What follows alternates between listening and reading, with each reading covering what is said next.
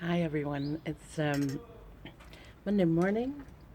I have a cup of coffee. I'm out on the balcony with a jumper on today because it's not quite as warm as it was a couple of weeks ago, but it's supposed to be really nice the next couple of days. So I'm gonna get all the outside time that I can fit in before autumn truly arrives. But yeah, it's time for another little chat with all of you. And I wanted to talk today while I'm kind of taking in the view in the lovely blue sky. I wanted to have a chat with you guys because I think that, you know, I'm certainly noticing that life is starting to pick up a little bit in speed again. People are getting back to work, are going back to work. Although here in the Netherlands, at least, there's still a lot of people working from home. But it seems like where for the last couple of months with lockdown, while we were all in lockdown, everything seemed to kind of slow down a little bit. Events are starting up a little bit again. People are meeting in public, or meeting in person again, in public too, but but are meeting in person again. We're doing, in fact, the Hive is meeting in person tomorrow, and I'm very excited about that because Zoom calls are great, but they are not the same as being in the same space with people. And don't worry, we will keep a keep a safe distance to each other. But what I'm trying to say is life is kind of beginning to return to a new normal, and I hear a lot of people who've kind of enjoyed this time of stillness being unsure that they want life to go back in the exact same way that it was before all of this interrupted our busyness flow. I hear a lot of people who said never ever work from home, now thinking, well, actually, I quite enjoyed having more time in the house, spending less time stuck in traffic. I kind of like that I can really focus, and I don't have people interrupting my workflow all the time. Or, I mean, there's also other people who can't wait to get back to the office so they can work without their children interrupting them. Um, but whatever I, but wherever we're at the moment, I think what is happening is that a lot of people are being more conscious about what they're going back to and which aspects of life they want to reintroduce and which ones they maybe want to incorporate more of the lockdown lifestyle. Is that a thing? It should be a thing. It is now a thing. Lockdown lifestyle. Maybe they want to have time to make sourdough bread. I don't know. Everybody I know started making sourdough bread. Um, but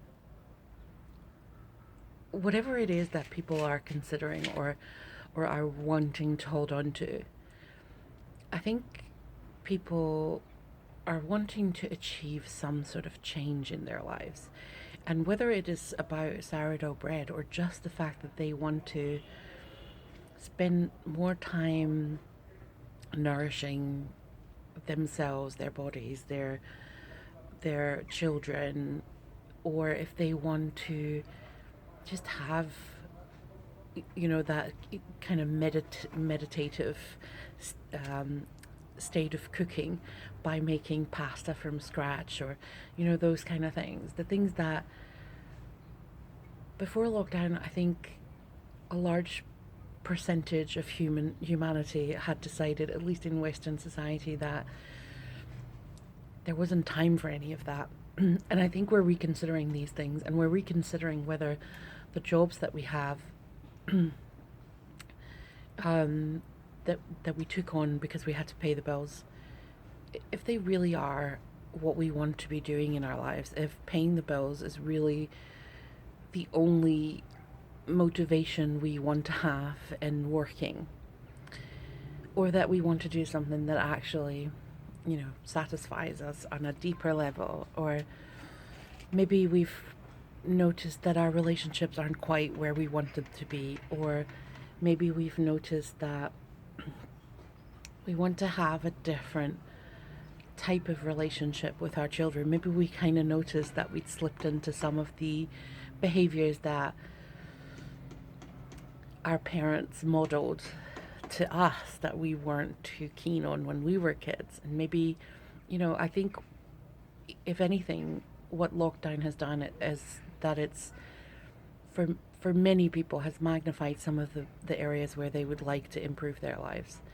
And so as they're trying to redefine and reinvent and reshape who they are and what their life is and what they want to achieve and what habits they want to create, I think a lot of people are going to reach out to coaches and healers and mental health professionals to help them deal with whatever whatever changed for them in lockdown, or whatever changed for them through all the other ways that the world is changing and moving.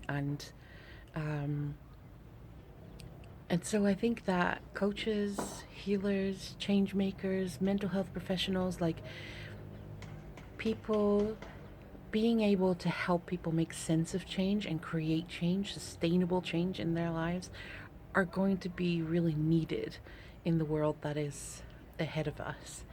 And so that's why I think it's important to get your stories out, relate to those people that would relate to you, um, because you've been through the kind of transformation that they are now trying to create in their lives, because you've experienced the things that they are experiencing right now. And so coming at them as an experience expert as well as a mental health expert or a healer or a coach, like combining those two factors is going to attract the kind of people who you specifically, who resonate with you specifically.